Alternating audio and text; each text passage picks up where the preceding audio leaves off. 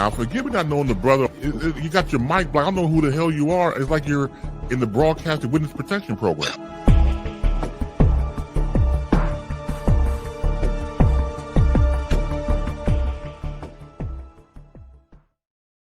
The Playmaker is here to close out the show. Agent Zero. I am just going to give him the floor, and we're just going to give him the floor for the final 12 minutes. The Jason Bourne of the NBA. Wherever he starts is... No. Victor, where you want me to start it, sir? NBA. I'll definitely want to start the NBA. You want me to start the NBA? Because I was gonna say, like, I hope you would have came tomorrow because you said if you weren't busy, you'd be flaming the Rockets and the refs in Detroit. I think this is going to be a double play for him because I want him back tomorrow if he's available. But let me do this and do this tomorrow. properly. I would definitely be here tomorrow. Good, right. good. But, and he's going to hang with us for the entire 2 hours. Let me do this. Certain games have.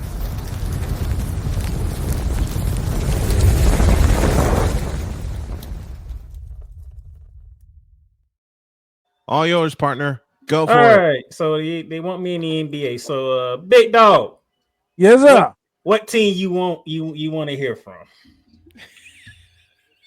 You know what? Let's start with my beloved Boston Celtics because you know the father is going to be delivering the end of season service on the Lakers later on this week.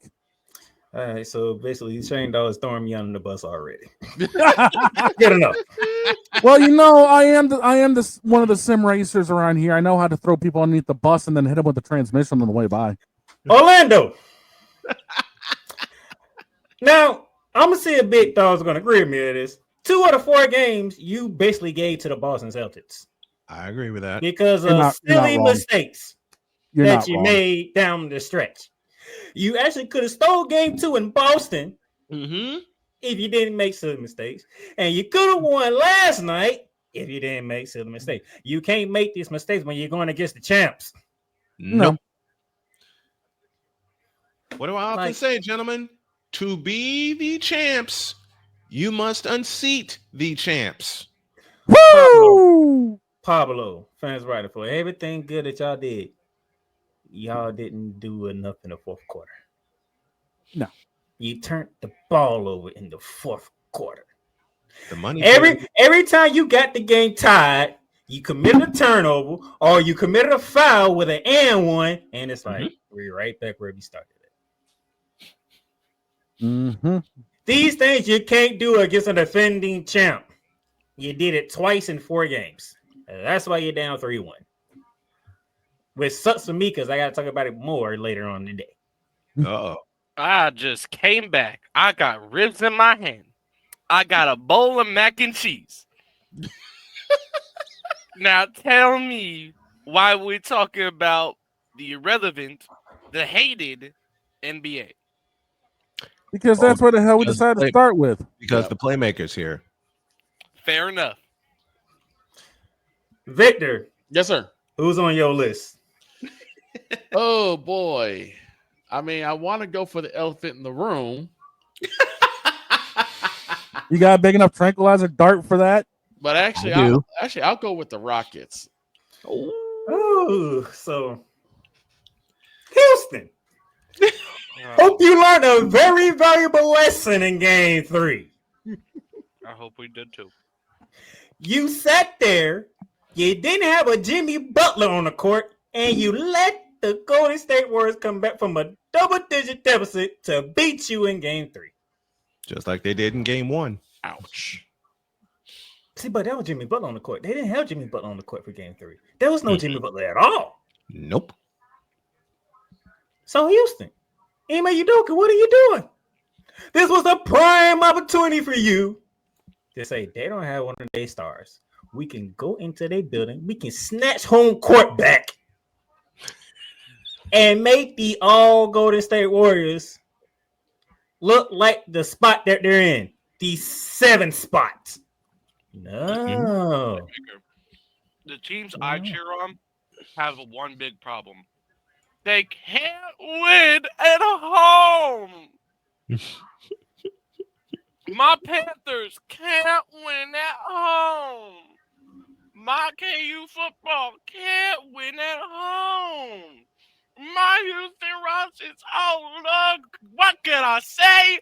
Can't win at home. Ladies and gentlemen, Ray Jr.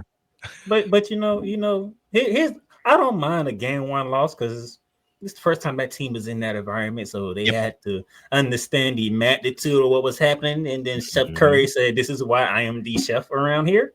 Yep. Do you see how they respond to the game too? I said, "All right, take that to San Francisco." Then it got even more interesting when they said Jimmy Butler would be out. I was like, "Oh Lord, Houston has a prime opportunity to get home court back," and yeah, effed it up. I hope they bring it back tonight because I'm planning on doing a doubleheader. I'm going to call Panthers Lightning and then Rockets Dubs.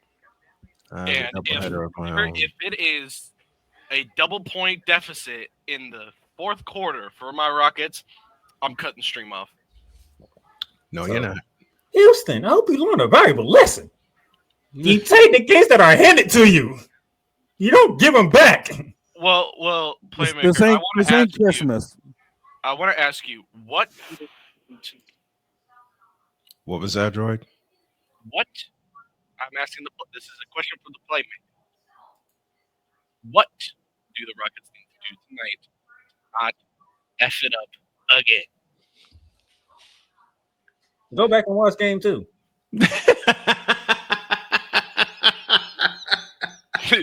They pulled it up on the big screen. All right, so this is what we want to do. Correct me from Snowman. Correct me if I'm wrong, but you the Golden State Warrior fan on this panel. Did y'all not get smacked in game 2? Oh, we got spanked. Yeah, we got spizzanked.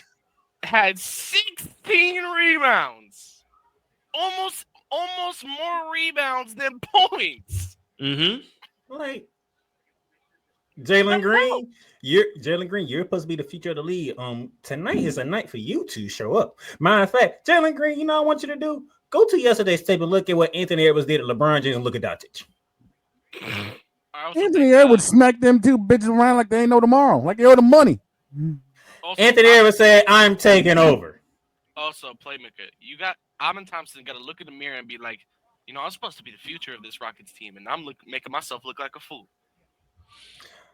See, one more team for the Playmaker to look at, and then we got to close up shop. Playmaker, I don't got no team to look at. I got to look at the rest. Do. I got a rest to look at. Oh, okay. Then we'll close with that. Go for it. I was about to say, we got to talk about that game. Go for it. Go for it, man. Now, I hear people say they let the boys play all game long in game 4 of the New York Knicks Detroit Pistons series. They kept it consistent. I'm good with that. But I knew when I saw it was a foul. So that's a foul. And then they showed the replay. I was like, that's a foul. That was legitimately a foul. And then right after the game, they said it. They said it was a foul. Upon further review. After the game is over, the broadcast is over, no replay. Significant contact was made to Tim Hardaway Jr. by Josh Hart, and it was a foul. Like we saw. The ever more infamous 3 words, upon further review. Do y'all realize y'all just decided a whole series just then? Right. Not just y'all didn't decide a game, y'all decided a whole series. Decided the series. This series is over now because they down 3-1. It'd have been a whole different conversation this morning if it was 2-2 going back to MSG. No, it's 3-1 going back to the Garden. But it's 3-1 now. And Detroit was highway robbed. Yeah, they were. Yeah. I'll agree with that. Question. Yeah, they were. There's no question. I watched it this morning. I was like, who's not calling this shit? I don't want to hear about no 2-minute report. The fact is, and Snowman has said me this, do you have a chance? No, Detroit did not have a chance because you didn't call the foul. Right. That was the end of it. There was no opportunity for them to win. When I saw that and I messaged Playmaker that very thing, done. This series over now. To borrow the words of my good friend Accountable Commentary on YouTube, finito in the sun for the Detroit Pistons. And it's not even their fault. No. Dunskies. It is not. It is not. It's Dunskies. They're done because the opportunity was taken from them. Yep. Twice. They're done because the ref. They're done because the ref. Twice in the final 30 seconds. Twice. Yeah. And they missed 2 foul calls. Yeah, the biggest thing is the refs botched it worse than Sin Cara ever botched his entrance. Mm-hmm. This series is done now. They're not coming back from 3-1. Even though that does bring up nightmares for me in some aspects that Snowman would know what I'm talking about. Yes. Yes, indeed. But Detroit ain't coming back from this 3-1 deficit. Not against this New York team. Not against them. Nope. Not a chance. What's the Vince McMahon song? No chance in hell? No chance in hell.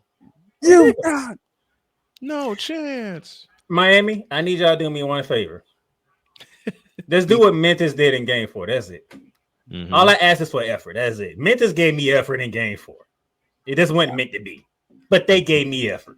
Can y'all give me some effort? Because what y'all did in game... I'm going to stop. Games, stop there. I'm going to stop right there. All right. Save it for tomorrow.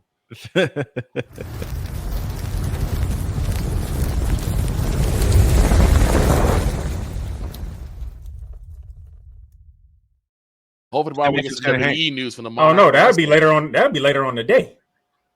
Ain't about and then the Playmaker's gonna hang. And then the Playmaker's gonna hang with us all day tomorrow. That's what I said. Like, more hopefully flames on the fire. What'd you say, Vic? Hopefully, we get some talk from the Monarch of Wrestling himself tomorrow.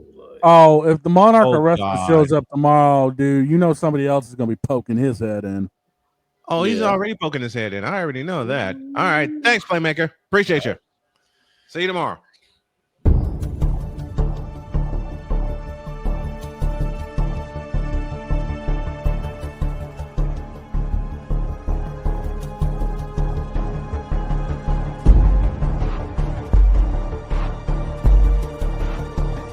Now, forgive me not knowing the brother. You got your mic black. I don't know who the hell you are. It's like you're in the broadcasting witness protection program.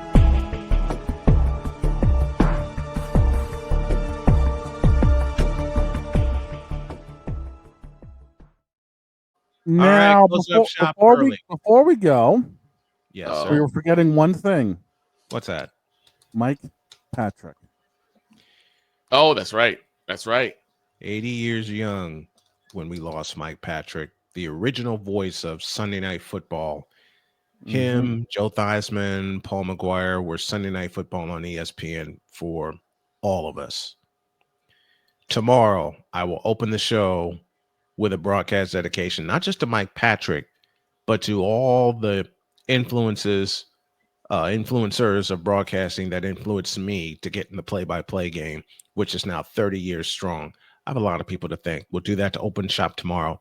Have a great day. God bless. Remember to make your next move your best move. And always remember, if your dreams don't scare you, they're simply not big enough. Dream big, do bigger. We are, and we hope y'all are too. And get ready for some broadcaster highlight packages tomorrow as we honor Mike Patrick, Jim Durham, Jack Buck, Vin Scully, and a whole host of others. We're going to have some fun. Oh, and yeah, the Playmaker's going to hang with us too.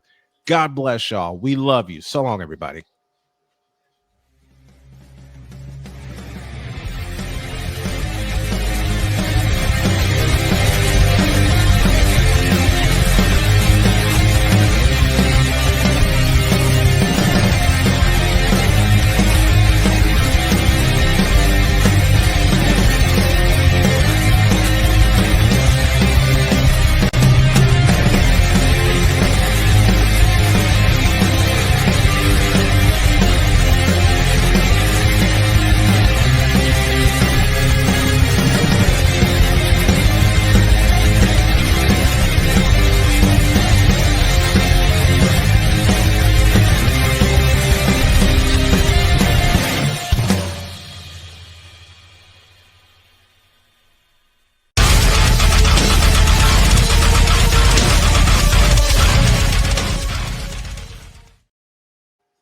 We're out of here, folks. We'll see you tomorrow.